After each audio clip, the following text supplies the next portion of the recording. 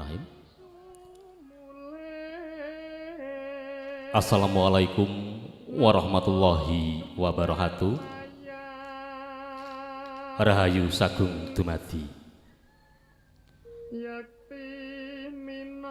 Para rawuh sabar lenggah ingkang rinenggeng sagung pakurmatan.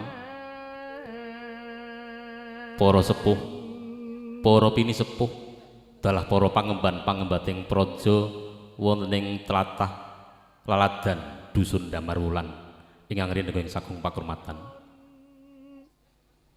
Para muda tumaruna manggalaning praja ing menapa dados pandhem panduming kawula sih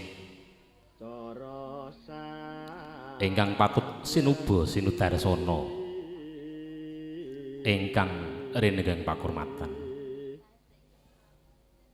Saderengipun adicara aktu ningkah kawiwitan sumangga sesarengan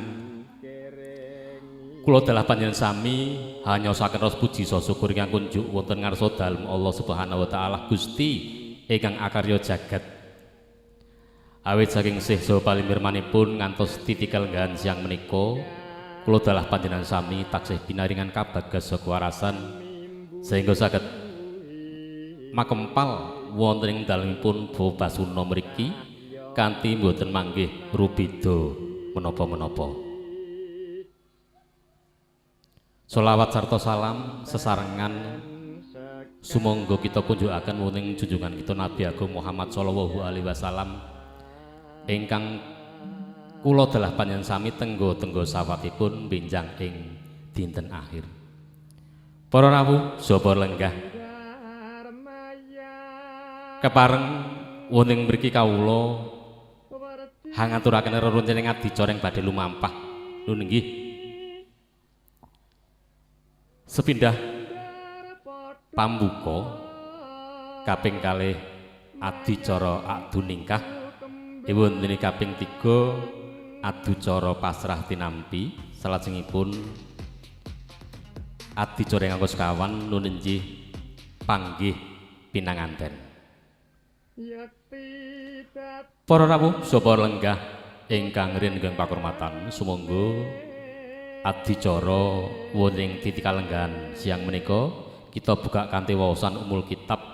Mugi-mugi fadilahipun berkahi dumateng kula dalah panjenengan sami. Monggo kita waos sareng-sareng ala hadiniyah al-Fatihah. A'udzubillahi minasyaitonir rajim. Bismillahirrahmanirrahim.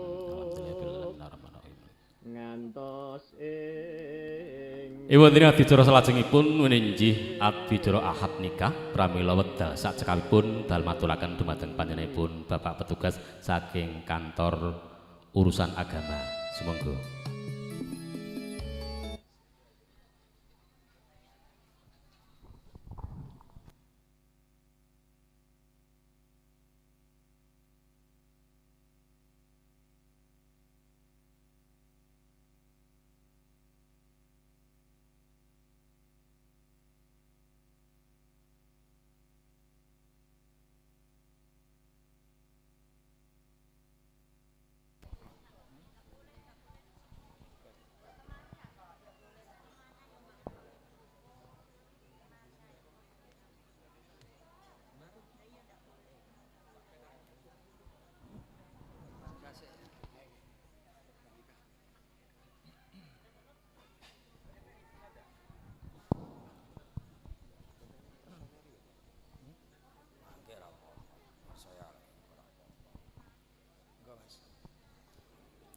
Bismillahirrahmanirrahim. Assalamualaikum warahmatullahi wabarakatuh.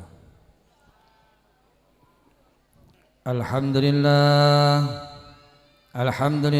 musawwiril jannati fi dhulamil arham ja'ilin nikahi sababan li baqa'i naslil anam wa wasilatan ila istibaqi syu'ubi wal aqwam ناظم عقد الألفة بين الزوجين أحسن نظام أحمده سبحانه وتعالى على هذه النعم العظام وأشكره على ما أولانا من بدائع الإكرام وأشهد أن لا إله إلا الله وحده لا شريك له شهادة موصلة إلى دار السلام وأشهد أن سيدنا محمدا عبده ورسوله وصفيه وخليله القائل حبب إلي من دنياكم النساء والطيب وجعلت قرة عيني في الصلاة صلى الله على سيدنا محمد وعلى آله وصحبه ومن والاه أما بعد فإن النكاح سنة مرغوبة وطريقة محبوبة لأن به بقاء التناسل ودوام التواصل وقد قال الله تعالى في كتابه الكريم أعوذ بالله من الشيطان الرجيم ومن آياته أن خلق لكم من أنفسكم أزواجا لتسكنوا إليها وجعل بينكم مودة ورحمة إن في ذلك لآيات لقوم يتفكرون وقال رسول الأكرم حبيب الأعظم صلى الله عليه وسلم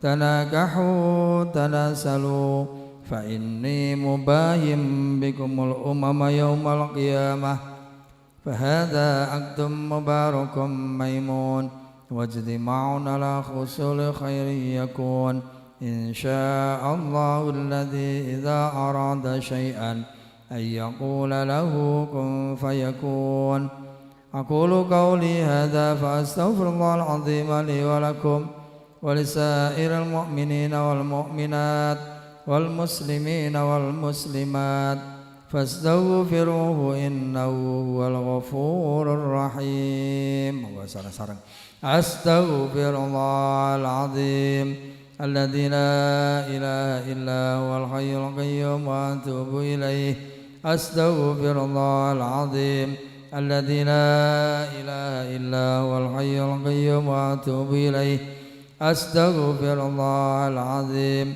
الذي لا إله إلا هو الحي القيوم وأتوب إليه أشهد أن لا إله إلا الله وأشهد أن محمد رسول الله صلى الله عليه وسلم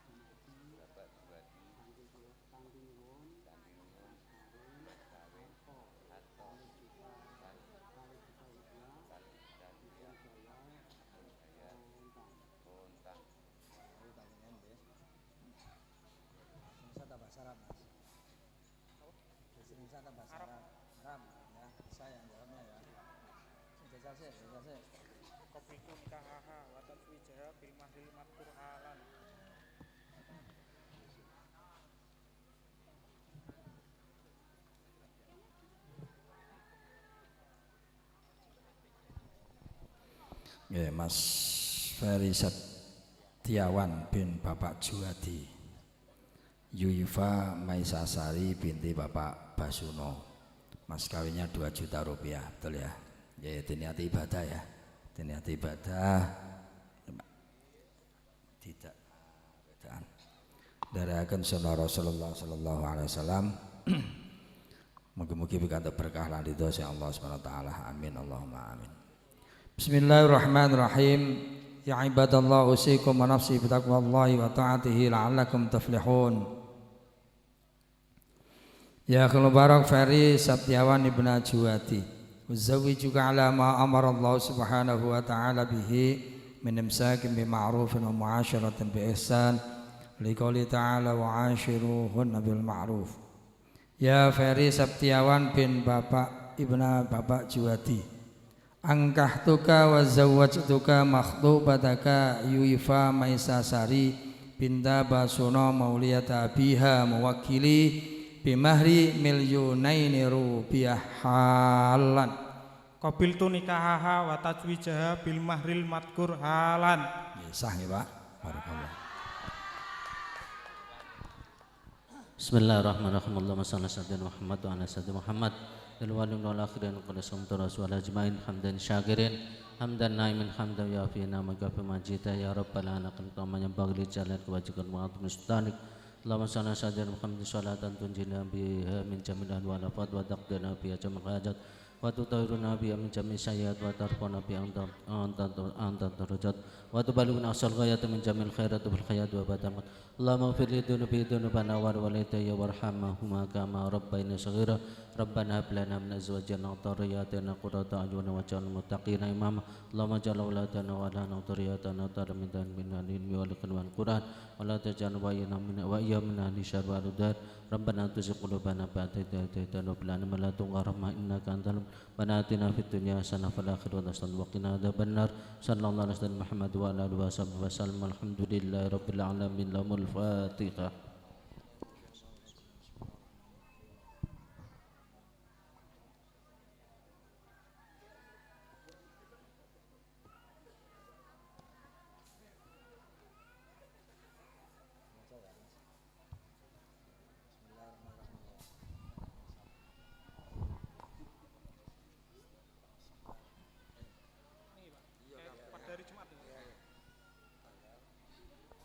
Bismillahirrahmanirrahim. Pada hari Jumat 17 Oktober 2025, saya Ferry Septiawan bin Juwadi berjanji dengan bersungguh hati bahwa saya akan mempergauli istri saya bernama Yuifa Maisasari binti Basuno dengan baik, muasyarah bil ma'ruf. Menurut ajaran Islam, kepada istri saya tersebut saya mengatakan sigat taklik sebagai berikut. Apabila saya 1. meninggalkan istri saya selama 2 tahun berturut-turut, tidak memberi nafkah wajib kepadanya 3 bulan lamanya, menyakiti badan atau jasmani istri saya, atau membiarkan tidak memperdulikan istri saya selama 6 bulan atau lebih. Dengan karena perbuatan saya tersebut, istri saya tidak ridha dan mengajukan gugatan kepada pengadilan agama. Maka apabila gugatan diterima oleh pengadilan tersebut, kemudian istri saya membayar 10.000 rupiah sebagai iwat atau pengganti kepada saya, jatuhlah talak saya atau saya 1 kepadanya. Kepada pengadilan agama, saya memberikan kuasa untuk menerima uang iwat tersebut dan menyerahkan kepada Badan Amil Zakat Nasional untuk keperluan ibadah sosial. Jepara 17 Oktober 2025. Suami Ferry Septiawan.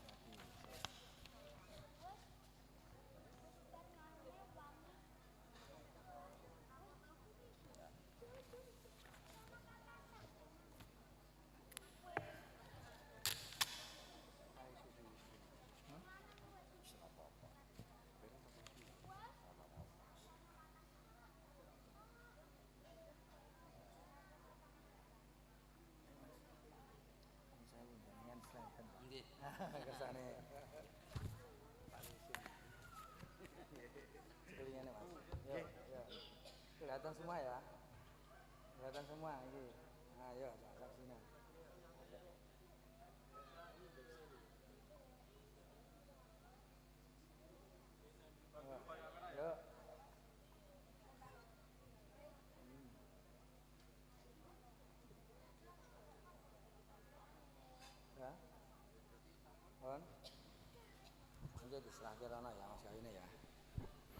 Alhamdulillah Rabbil Alamin. Bapak Ibu ingkang hormati mekaten akad nikah wonten ingkang menika. Alhamdulillah sampun mapakan sae Ferry Septiawan kalian Yuifa Maisasari. Kita dongaken mugi-mugi kekalihipun saged dados rumah tangga sakinah mawaddah warahmah. Amin Allahumma amin.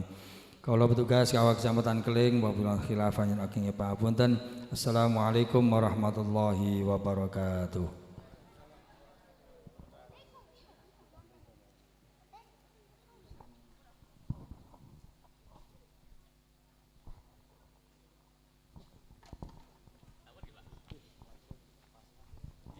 Mekaten menggah lumamahipun adicara akad nikah sampun paripurna. Alhamdulillah dados pinanganten kekalih sampun sah dados pasangan suami istri nunenji Nimas Yuifa Maisasari dalah Kang Mas Ferry Setiawan. Nggih. Sinambi ngrantos rencang-rencang juru foto anggenipun mengabadikan adicara ing siang menika nggih adicara salajengipun mangke nun nggih atur pasrah tinampi.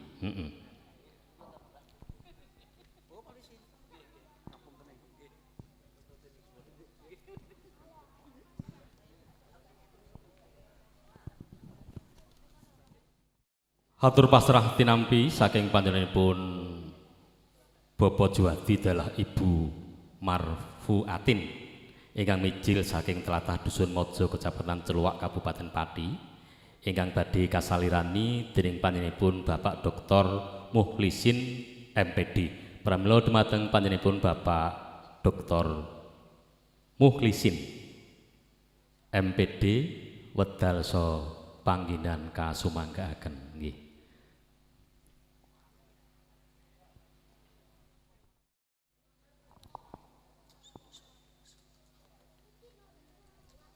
Assalamualaikum warahmatullahi wabarakatuh. Bismillahirrahmanirrahim. Alhamdulillahirrabbilalamin. Wassalatu wassalamu ala asyrafil mursalin sayyidina wa maulana Muhammadin wa ala alihi wa ashabi ajmain amma ba'du. Dumateng Bapak Basuno beserta Ibu ingkang kula mulyakaken, dumateng Bapak Juwadi beserta Ibu ingkang kula mulyakaken, sedaya ingkang rawuh wonten siang punika wonten dalimipun Pak Basuno keluarga ingkang kula mulyakaken. Syukur alhamdulillah, monggo kita caosaken kita sampaikan dumateng Allah Subhanahu wa taala. Wontene kula panjenengan sami wonten ing siang punika Allah Subhanahu wa taala taksih maringi pinten-pinten kenikmatan dumateng kula panjenengan kanthi kesehatan, kewarasan nggih lan keimanan kula panjenengan sami sehingga kula panjenengan sami wonten siang punika saged menghadiri walimatul urus dalam rangka pernikahanipun Ananda Ferry Setiawan kalih Mbak Yuifa Maisasari nggih. Mudah-mudahan kehadiran kita untuk mendoakan mempelai berdua diterima oleh Allah Subhanahu wa taala dan mempelai berdua bisa hidup sakinah mawaddah warahmah sampai akhir hayat nggih. Mari pertama kita bacakan suratul Fatihah. Mudah-mudahan nggih kita semua yang hadir lebih-lebih mempelai berdua beserta ibu dan keluarga besar mereka dalam keadaan sehat, mudah rezeki dan semuanya dalam keadaan baik-baik saja. Laniha al-Fatihah.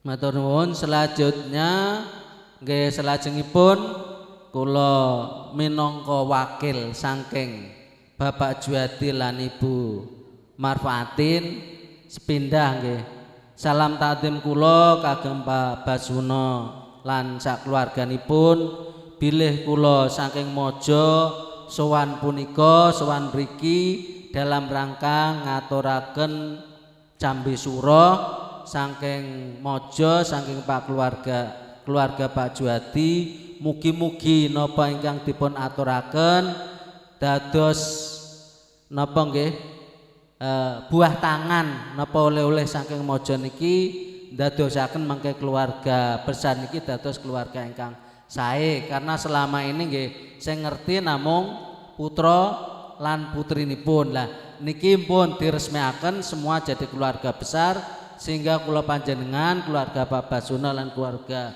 besar Pak Juwadi dados keluarga nggih mugi-mugi dados keluarga dunya lan akhirat amin Allahumma amin.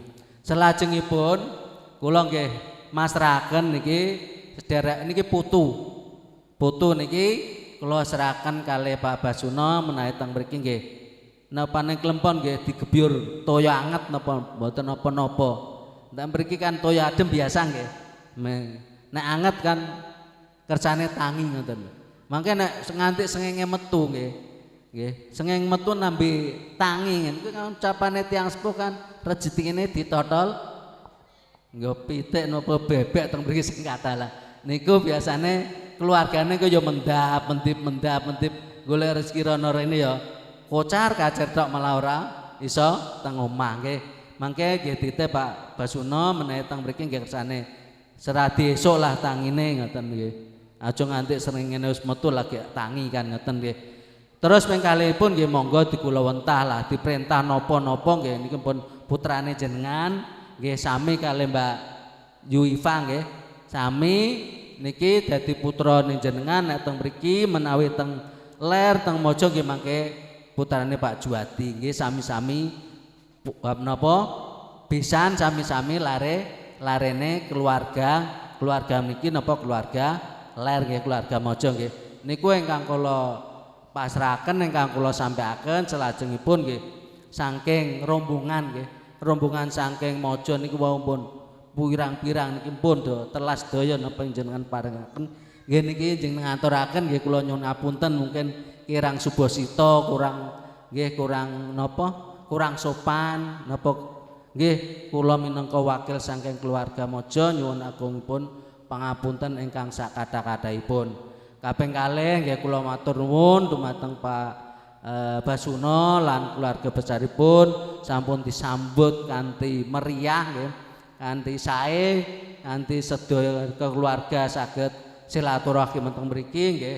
Kula nyuwun ngaturaken matur nuwun ingkang saageng-agengipun. Ingkang terakhir nggih niki waktune Jumat, sasampun niki mangke nggih menawi wonten ingkang badhe teng mriki nggih monggo tapi kula niki sekaligus mametaken nggih mangke mametaken keluarga saking mojo mugi-mugi kula sak keluarga rombongan saking mojo niki wangsul dumugi griya dalam keadaan sehat wal afiat saged dumugi griya lan saged aktivitas kados biasanipun. Lah mugi-mugi acara teng mriki nggih selamat sukses sedayanipun sangkung napa sampai selesai nggih sampai selesai mboten wonten aral setunggal punapa-punapa kados ngaten kula minangka keluarga saking mojo nggih ngaturaken nyuwun pangapunten ingkang sak kathah-kathahipun mugi-mugi Pak Basuno sak keluarga nggih ridho dadosa maaf lan sedaya ingkang jarak napa mboten nggih saking keluarga mojo nyuwun ngapunten sak kathah-kathahipun. Allahul muwaffiq ila aqwamit thoriq. Assalamualaikum warahmatullahi wabarakatuh. Haji sampun paripurna menggah atur pasrah saking keluarga pinanganten kakung ingkang kasalirani kula dening panjenenganipun Bapak Dr. Mukhlisin MPD. Iwuntene adicara tampi pinanganten nuninji saking keluarga Bapak Basuno adalah ibu ingkang badhe kasalirani dening panjenenganipun Bapak Keswantara. Pramila dumateng panjenenganipun wedal saha panggenan kasumanggahaken.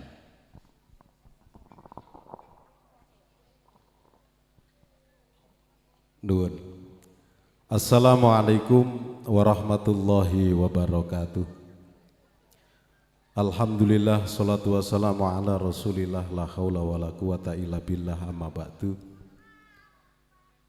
Kunjuk panjenenganipun para sepuh bini sepuh ingkang sampun pono ing pamawas lebda ing pitutur ingkang satuhu binektenan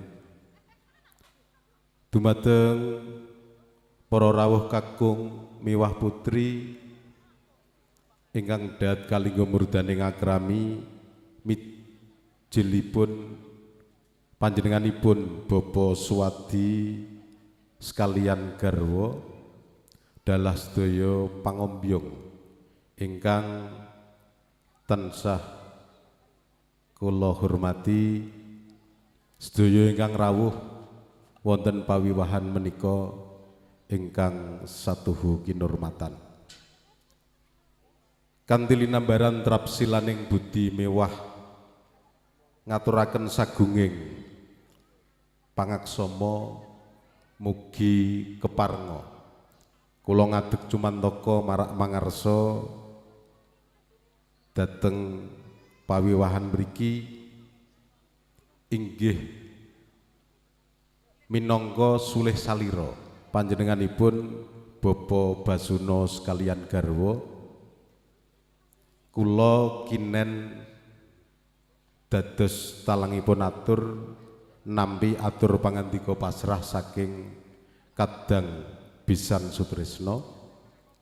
Ananging saderengipun kula matur monggo sarengan kita tansah ngunjukaken raos puji dalah syukur wonten ngarsa dalem Allah Subhanahu wa taala ingkang sampun ambabar kawilujengan kabagas warasan dhateng kula panjenengan sedaya saengga saged rawuh makempal wonten pawiwahan menika kanthi boten wonten aral setunggal punapa.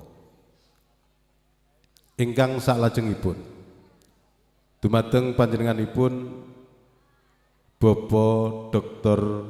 Haji Mukhlisin MPD minangka pangarsanipun Bapak Juwadi sekalian garwa ingkang sampun atur pasrah kala wau pramila kula minangka sulihipun Bapak Basuna sekalian garwa kala wau dipun aturaken salam takdim pramila kula wangsuli waalaikumsalam warahmatullahi wabarakatuh. Mugi salam kawilujengan kala wau dadosaken wilujengipun Bapak Juwadi sekalian garwa dalah Bapak Basuna sekalian garwa ugi sedaya ingkang rawuh wonten pahargyan enjang menika.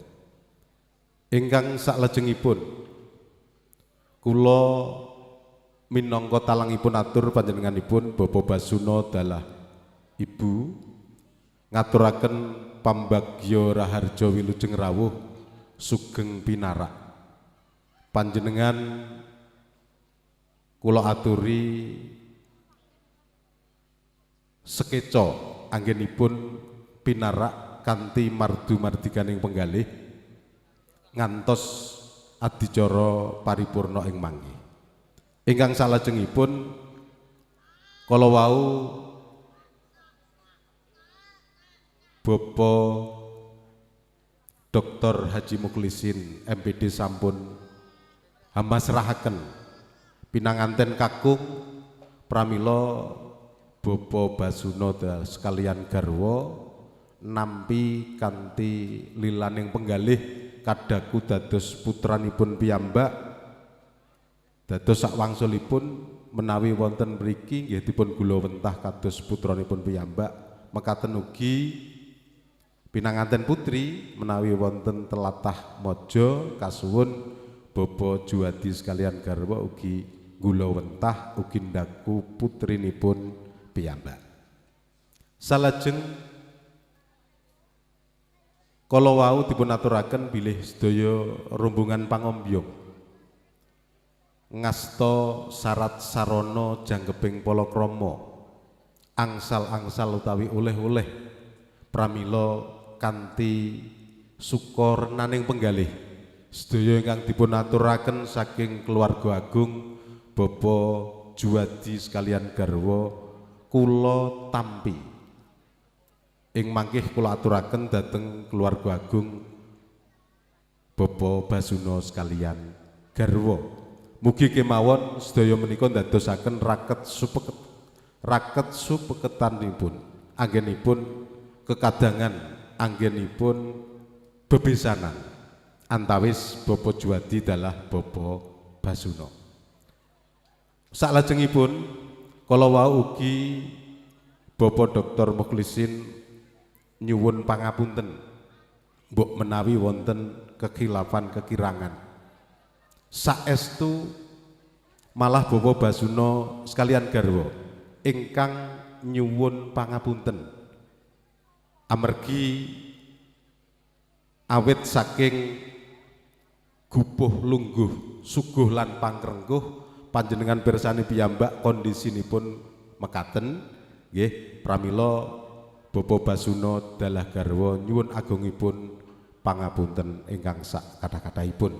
Ugi kala wau sak bakdanipun pawiwahan enjang punika purna badhe nyuwun pamit estu Bapak Basuna sekalian garwa mboten ateges gadahi raos panundung awit jejibahan ugi wekdal pramila mugi-mugi kemawon konduripun panjenengan ing manggih manggihi wilujeng tanpa pambeng saha rahayu tanpa ridu dugi dalem panjenengan soang-soang kanthi slamet boten wonten aral setunggal menapa. Mekaten kangge tampi pasrah saking panjenenganipun keluarga ageng Bapak Juwadi dalah garwa nglenggana kula kathah kilapipun kathah kirangipun nyuwun agungipun pangapunten ing wusana wallahul muwafiq ila aqwamit thoriq. Wassalamualaikum warahmatullahi wabarakatuh. Iwondone ndungkap adicara salajengipun. Nggih, adicara panggih pinanganten. Pramila wedal sak cekapipun pun aturaken dumateng panjenenganipun Mbak Ayu Juru Sembagi. Kapurih hamratitisaken adicara ing kalenggahan siang menika.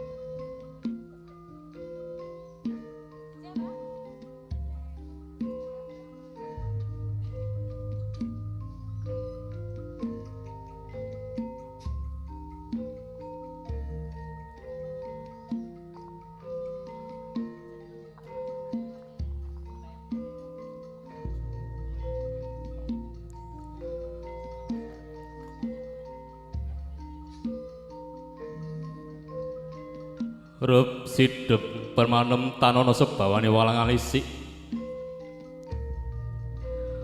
kang kapur ngomong swaraning pradonga hangrangin sumunduling awiyat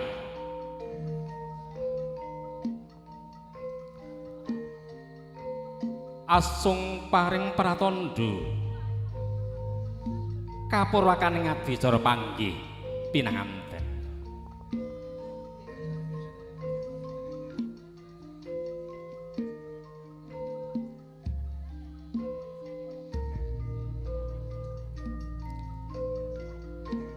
Bidale pinanganten putri saking sasana tepas wangen kaapit yang asepuh kakalih.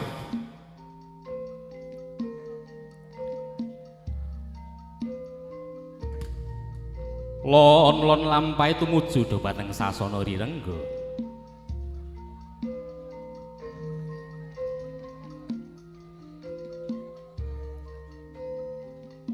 Sakwingkinging pinanganten kekalih kaapit yang asepuh kadhiraken lampahe bunah putri Dumas sekawan dosa cacahe.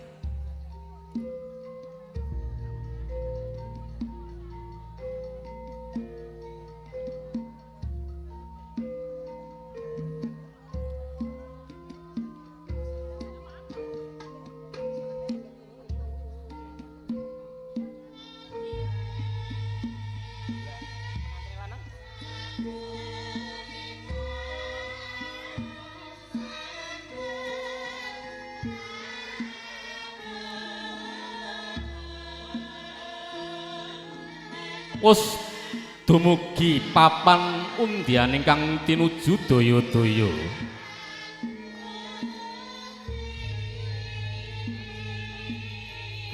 Pinanganten putri pinarak kanthi anggana raras. Ngrantos jengkaripun ingkang garwa saking sasana panti busana.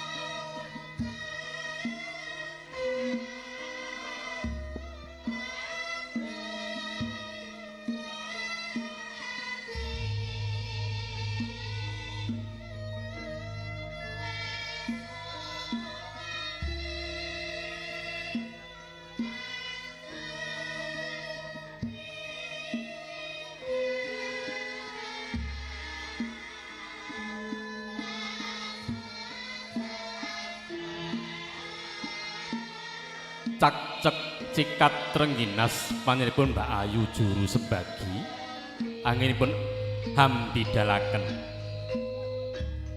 jengkaripun pinanganten kakung.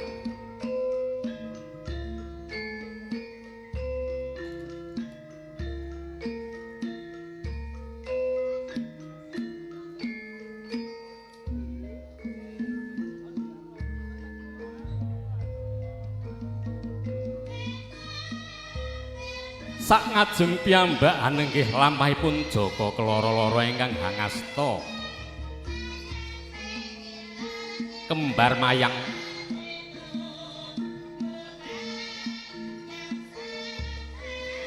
wondene sakwingipun Jaka kaloro-loro anenggih bidalipun pinanganten kakung ingkang kaapit dumateng dhateng Rama dalah ibu. Alon-alon dulu, alon-alon sih, awas, awas.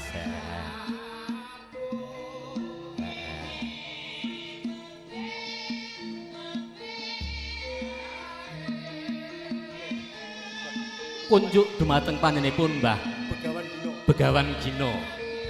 Dalem aturi jengkar sing sasana palenggahan tumuju dhateng sasana pawiyahan. Saperlu adicara nemokake pinanganten. Nggih. Mbah Gino.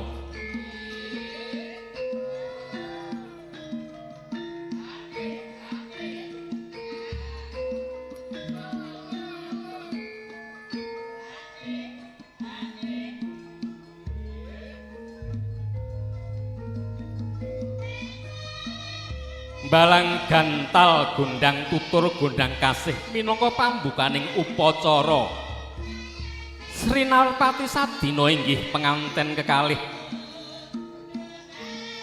sigra habagut tingal habebalang gantal jejang keping lawe. Gantal inggih wujudipun suruh ingkang beneh lumah lawan kurepira ananging manunggal rasa samangsa ginigit tanpa prabeda. Ginulung ginubet ing lawe utawi tali asmara dadiya jejangeping pralambita Sri Panganten wus kapurba mring tata ndriya asmara surasa kang kinandhut mugi titah kaloron ingkang cinetha datan miyarsa prabeda tansah atut pruntut reruntungan bagya mulya salaminya.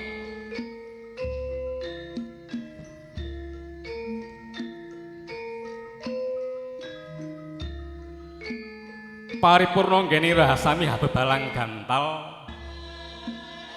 sigra pinanganten putri atur sembah dumateng ingkang garwa arsa hanindakaken adicara piyakan 3 kapiyak Go minangka pratandha wis giling gumolongi sedya jalu milah wanita kang wis manukswa kumudu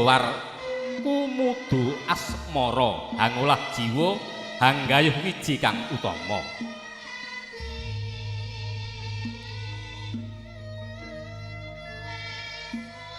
Daya-daya pinanganten putri Hanjengku wonten ing ngarsanipun kang garwa arsa hamiji ampeyan dalem.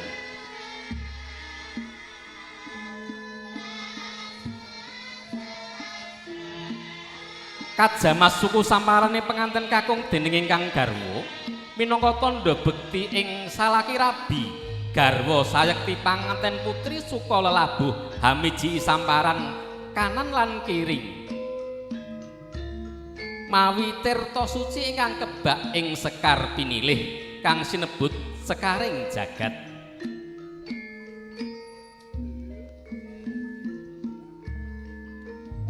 Paripurna gendra miji samparan dalem ingkang garwa daya-daya kajunjung ingkang garwa ingkang winastanan junjung derajat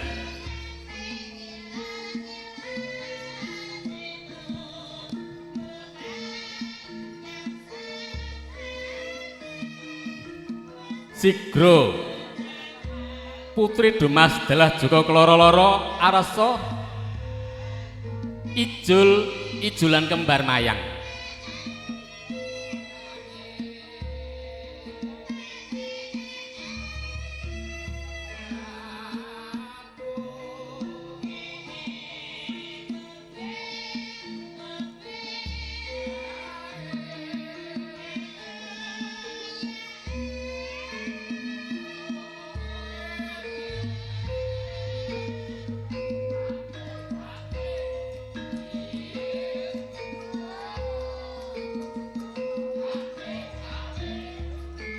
Paripurna taruna kekalih sami hahijulan kembar mayang nggih nggone kok lali.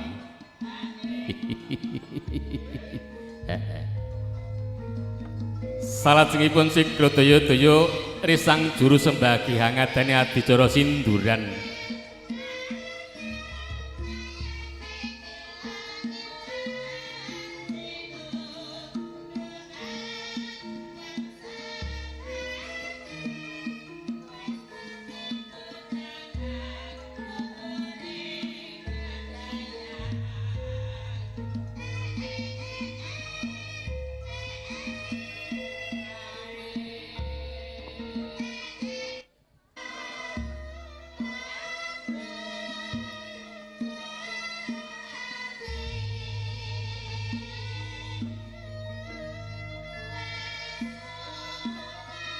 Upacara sinduran sampun nedeng kalampahaken Rama Ibu penganten putri kang jumeneng tanggap ing sasmita.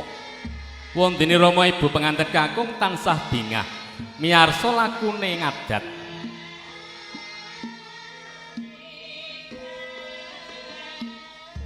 Sindur sembagiwane abrit muda kaliput ing warni putih.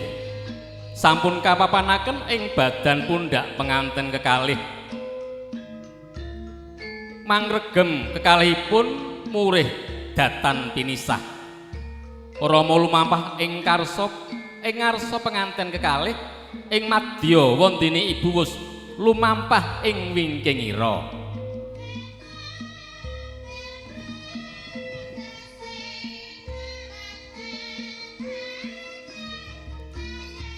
Hanut laku sasmitaning para luhur ing ngarsa sung tuladha ing madya mangun karsa tuturi handayani. Keluarga kang wis lumampah sapecak mangu sapecak kendel awit kebak ing kaprayitnan tumuju ing sitinggil dampar pinajang.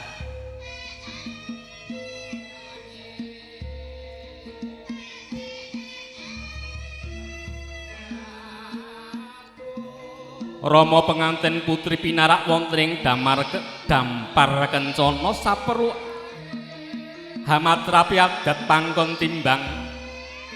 Hamangku penganten kalih ing wentis kanan lan kiring saha hanudi bobot lan bibit lan bebet penganten kekalih. Habut endi Pak antarane anakmu karo anak mantumu? Yen tak rasakake ora ana bedane kok mbokne, kabeh padha abute.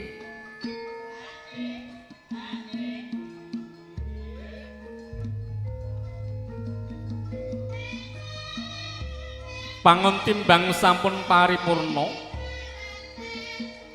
Salajengipun ingkang rama hangat dani adi sera tanem jero. Han inggih anglenggaaken pinanganten kekalih wonten ing sasana pinajang.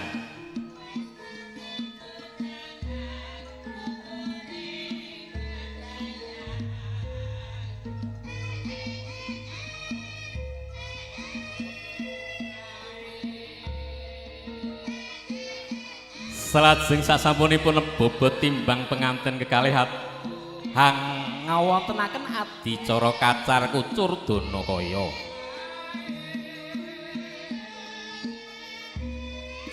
Hanulat pakarti menika Rama lan Ibu karos trenyuh awit jejer titah menawi sampun yuswa bakal mboten kuwagang menapa-menapa.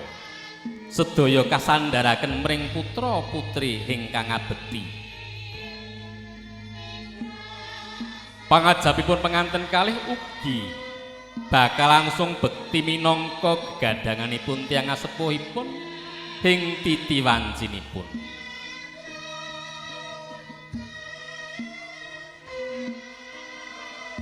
Kacar kucur Danakaya nunggih paring pralampita pinanganten kakung maringi sarana raja kaya dumateng pinanganten putri. Beras kawak duit receh katuraken salajengipun katitipaken dumateng ingkang ibu pinanganten putri.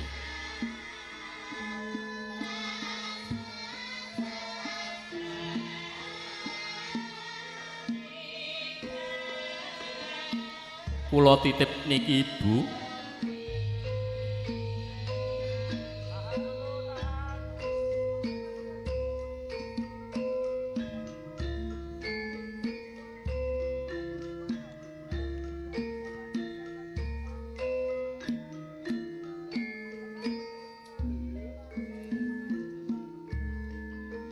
Ora isa noleh. Paripurna ginira adicara kacar kucur Danakaya daya-daya pinanganten kalih lenggah anggana raras. Badhe ngacari adicara dulangan.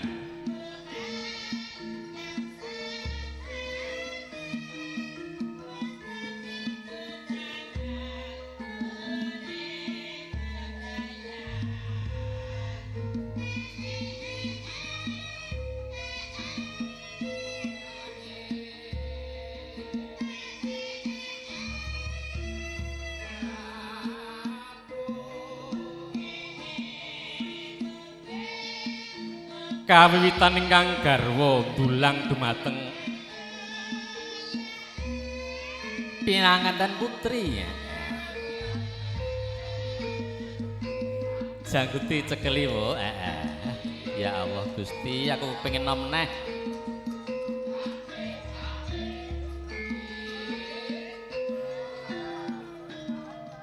Gentosan ing padulangan garwa putri ugi handulang tegesipun hang ngrimat penganten kakung salami laminipun. Wenang sinebat kembul bujana hangemut werdi kembul kempul bujana dahar ingkang nikmat. Jangguti pinanganten kakung ka asta sithik wae ngono. Sastra miring kang nedahaken wujudipun pangulanging sari inggih saresmi ingkang kebak ing kaindahan inggih hamung kalampahi kaliyan ingkang garwa pribadi.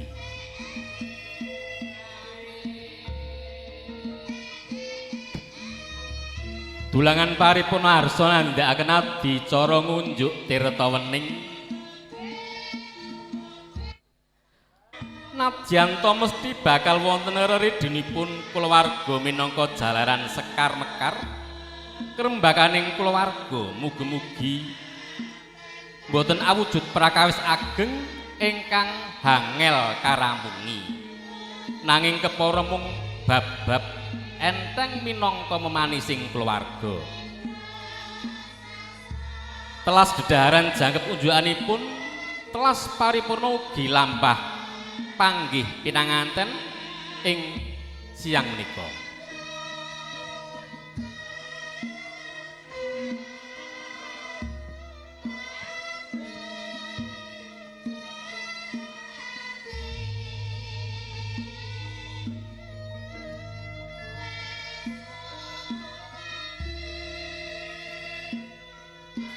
Paripurna ngenira dulangan sarta ngunjuk tirta wening daya-daya ibu juru sembagi. Harsa hangatane adicara sungkeman. Dunge kalepas lang rumiyin, dunge keris anjir.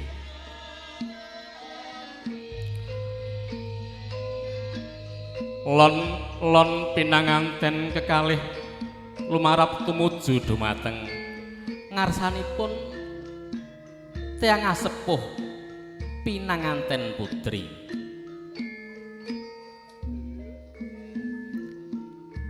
Hayu nduk tak gandeng sowan ngarsane Rama njaluk pangestu. Muga-muga anggonku bebrayan kelawan kowe ora ana alangan sawiji-wiji ya diajeng. Inggih Kang Mas, monggo kula dherekaken.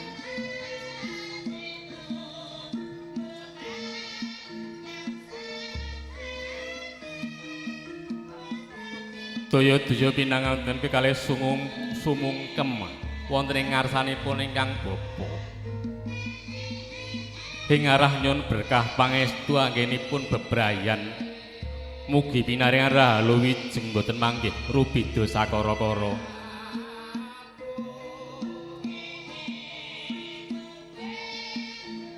Ibu lan panjenengan bapak sepinten kelepatan kula nyun pangapunten dene kula dereng saged bales dumateng kesaenan panjenengan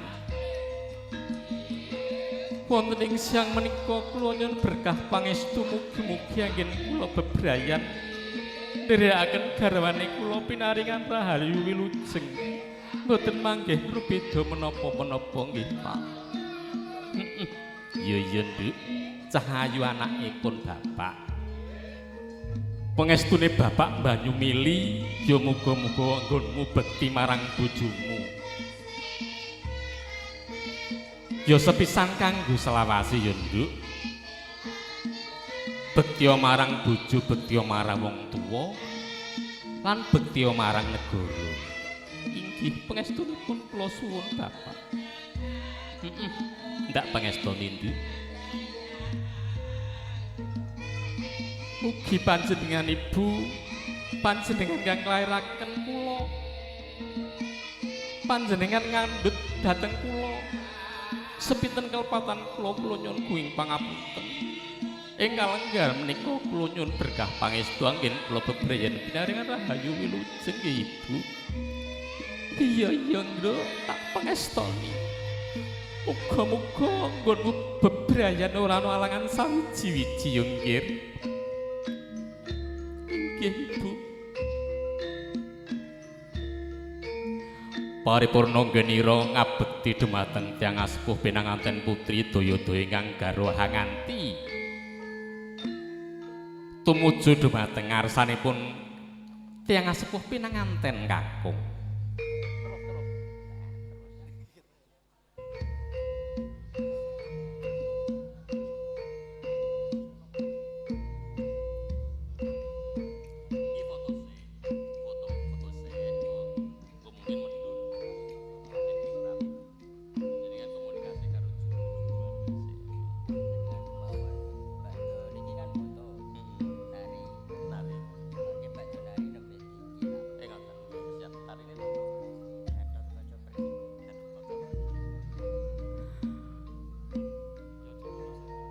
Pinten kelepatan kula nyuwun pangapunten nggih Pak.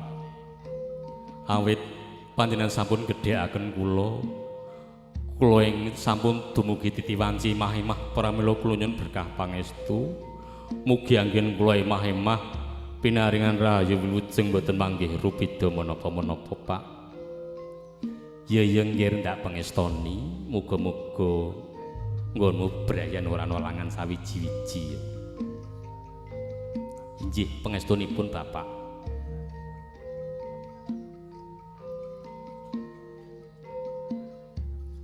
Pak, so Ibu nyuwun berkah pangestu nggih.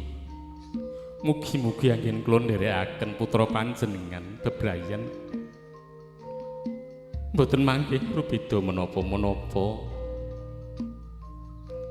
Iya nduk pangestuku Mbah Nyumili. Muga-muga nggonmu bebrayan ora kari karo sepadane ngaurip ya nggih. Bekti marang agama, bekti marang wong tuwa lan bekti marang nusa lan bangsamu. Injih pangestunipun kula suwun.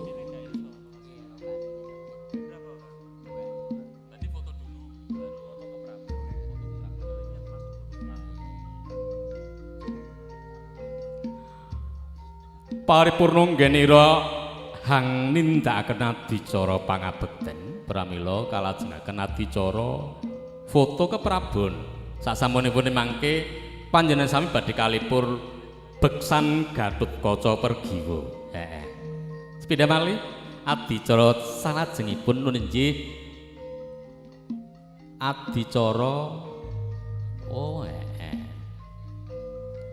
masang keris. Ngono basane kok angel kuwi.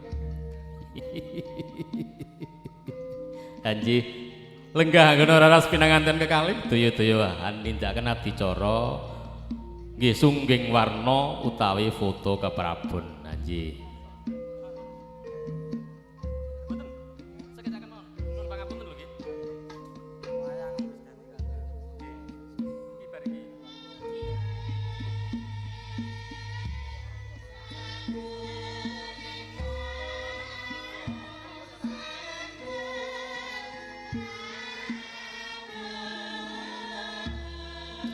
Enjih foto pinanganten kekalih mangke kapit dumateng tiyang asepuh kekalih.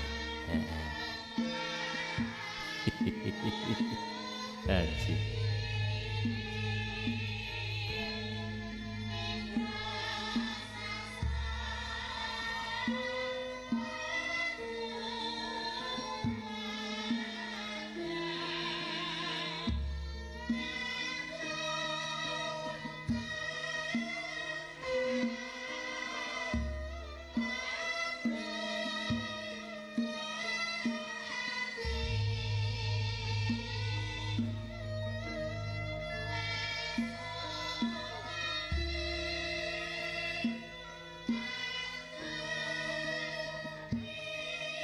Bapak Basuna Dalagarwa Hangapit putra kekalih.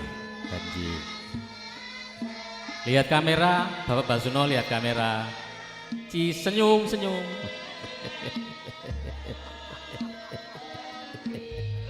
Alaji. Nek ngono nom neh jenengan.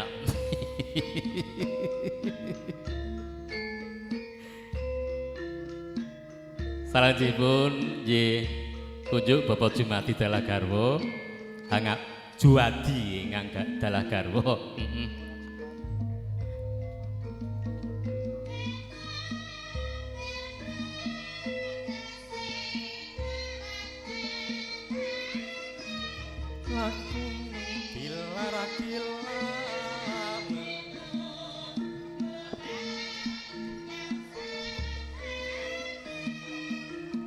Jempolnya mana? Jempol nggih. Senyum, senyum, senyum.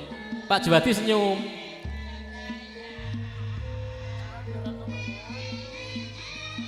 Ora ilang ora anake.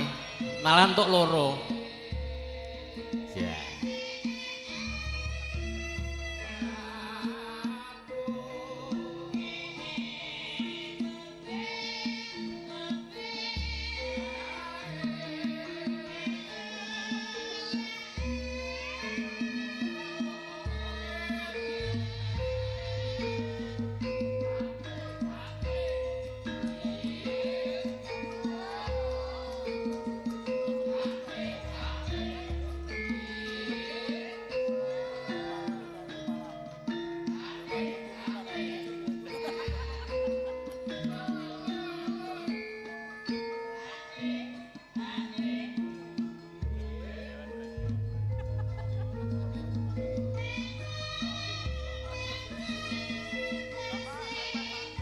Nggih, mepet. Oke, mepet.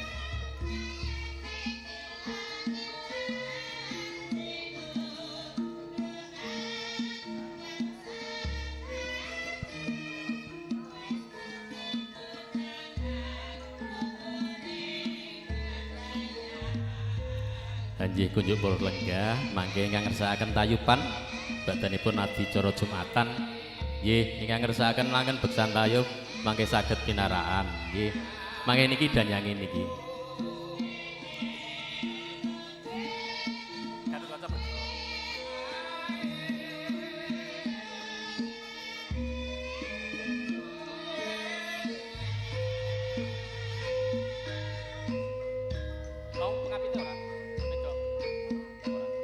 sampun oke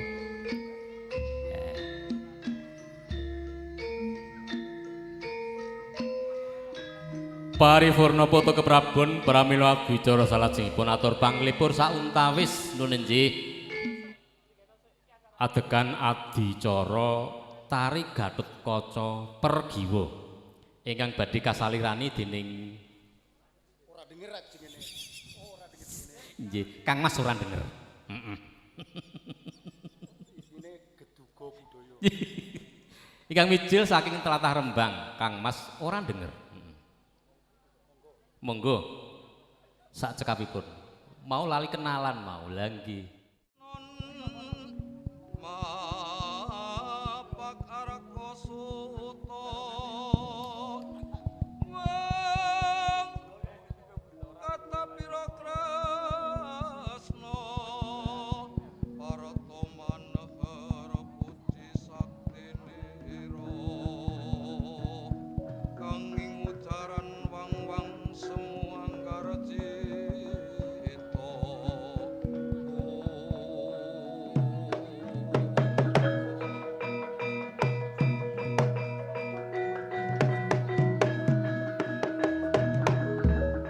Wadanan nirolandu kumakucam rah nyomaratani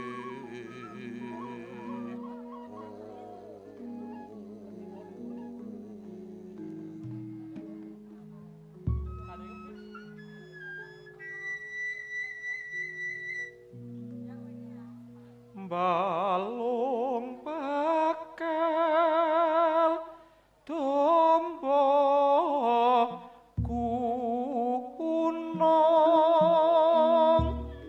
tejo engko nginom wari MC kok cenanangan kromo kadang dadi loe wong sabumi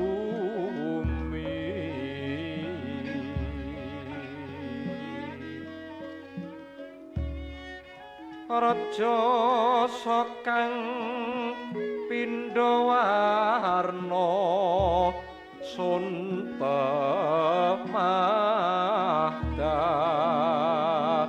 Tiyo Krami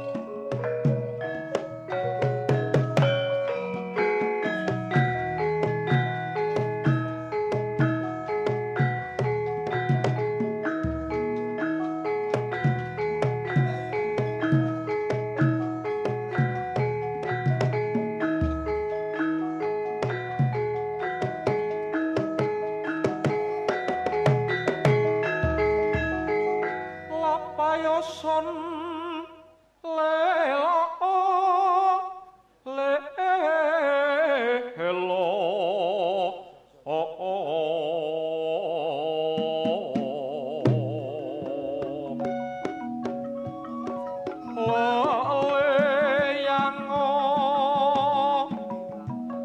ngasteng sun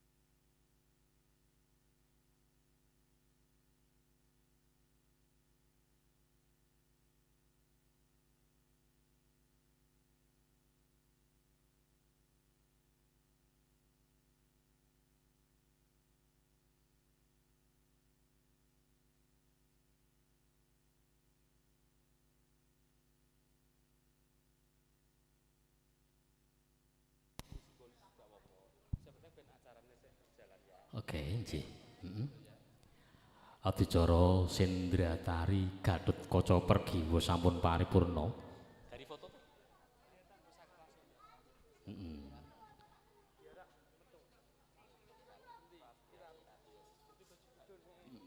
Pramila salajengipun daya-daya pinanganten kekalih kajeng karaken saking sasana rinengga.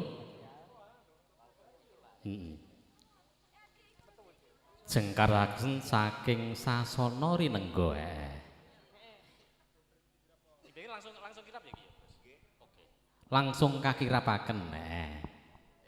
Sembarang. Pertiwi pokno. Ya. Sedaya, putri dumasnya sama yang cowok-cowok. Oke, putri dumas sama yang cowok-cowok, yang pakai belangkon sama beskap. Untuk persiapan acara kirap Kanalendran ya.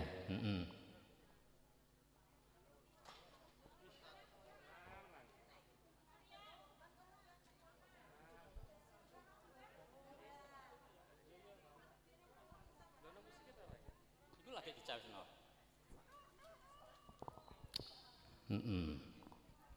Siap?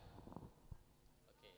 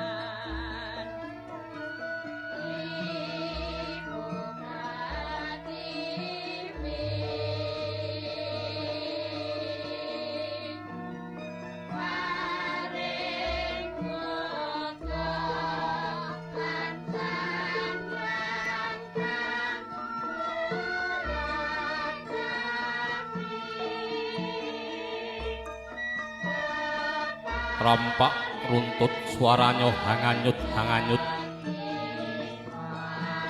Lah punika tawa swaraning pradonga hambabar ketawang Ibu Pertiwi.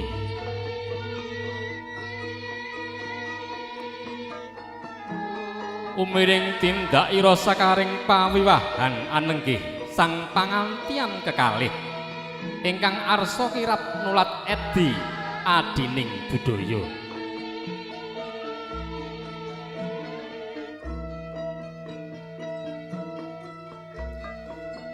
Sinten to ingkang sinaraya hanawung krida minangka pangarsaning lampah ingkang sinebat Risang Suba Manggala.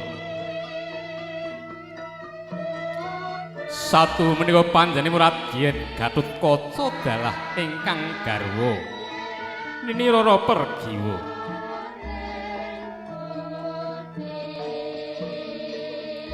Dasar dedeg pideksa apangawak Prabowo sambodo ing driya tan hamingkuh saliring kewuh bangkit hangintasi karya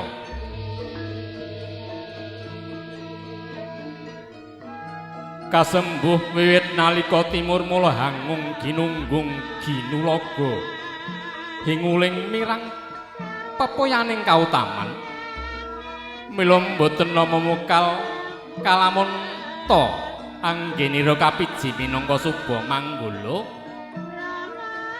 hanggung hanengenaken mring kasusilan miwah Suba Sita.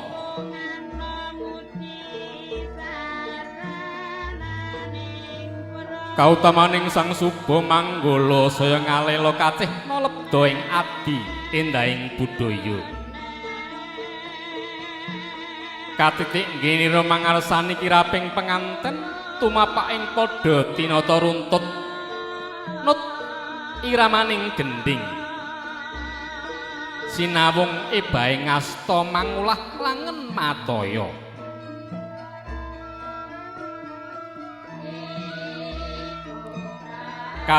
kawuryan wadana madhep pandulu tumungkul ing bantala sakedhap hasta hangapurancang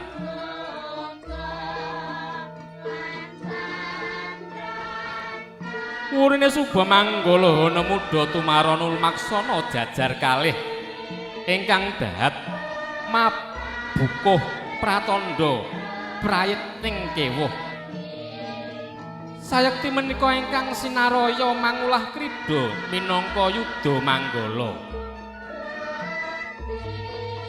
sinabut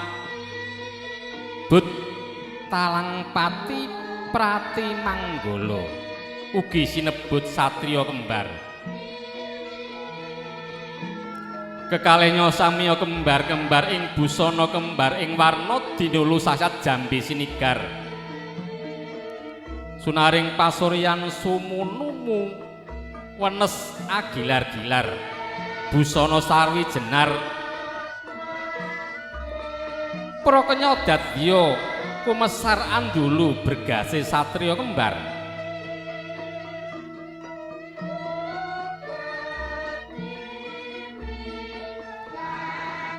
ingkang tut uryana kenya tanggung andon lampah tuhu menika patahing panganten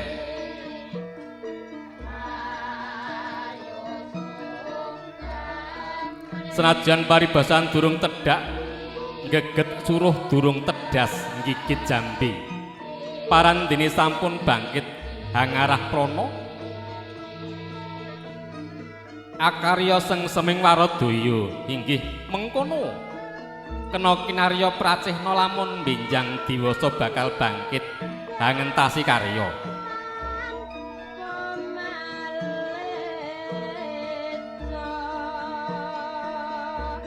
gebyar pating calorot busananing pinanganten sarimbit yen cinandra kadya ndaru lelono apa to busanane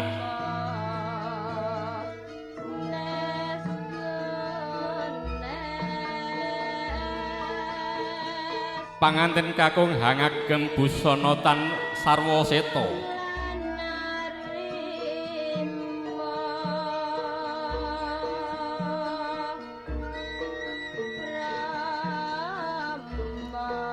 Sangsangan Rukmi Caturus kalawan sangsangan Sekar Melati Rununce mangwing pamindangan kanan miwah kering hangalawer tumibing jojot nyandra kadya taksaka ngulet rumambat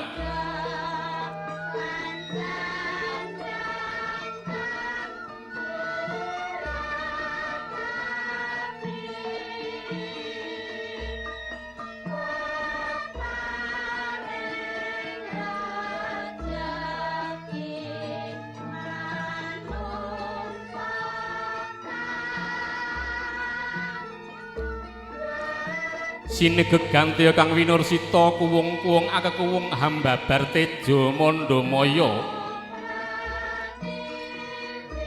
tejane risang soreng latri pranyata lamun tan kuciwa manise melu ing wadana sumunar hagilar-giar hanglam-lami pindha kencana binalabar palarapaning penganten putri sinungging pepaes awarna kresna ireng meles menges anjanges pantes cecunduk pinetha wulan tumanggal denapit centung kanan kering lir peksi jiwa-jiwa cunduk dewa ndaru lamun ginugit ing wardaya kadewastane kenya sulistya hangawe-awe mring kekasihe ukel kapetha bokor mengkurep kapenet ing sakarepan panilih sinesek ing sarana kang sara manik hamung hamimbuwi kaluk sulistyane ing penganten putri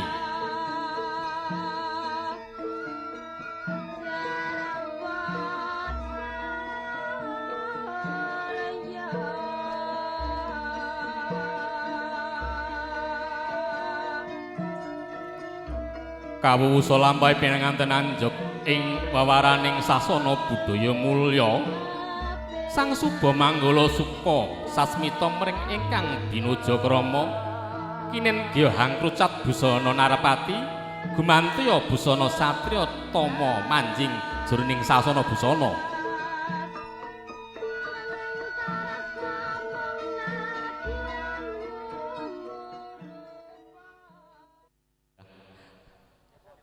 kanthi paripurnanipun adicara kirap pinganten pramila adicara panggih pinanganten wonten ing kalenggahan siang menika sampun paripurna.